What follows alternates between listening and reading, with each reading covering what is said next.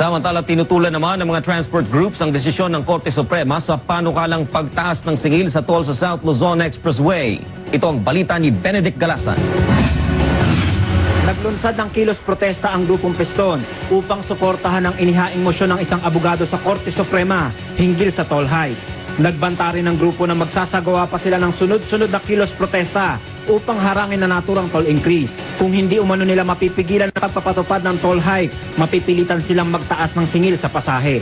Nais po namin iparamdam yung aming pagkadismaya at disappointment dahil nalungkot kami na sa halip na yung interes ng taong bayan ng katigan ng ating Korte Suprema, ang kinatigan nila yung interes ng dayuhang investor. Iginiit din ng grupong Piston na dapat ay isubsidize ng pamahalaan ang lahat ng mga expressway sa bansa. Marami umanong maaaring pagkuhanan ng pondo o sa conditional cash transfer upang hindi raw maipit ang mga motorista kapag may usapin kaugnay ng toll hike.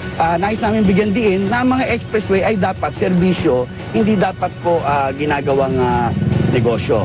Benedict Galasan para sa UNTV News Worldwide at ito ang balita.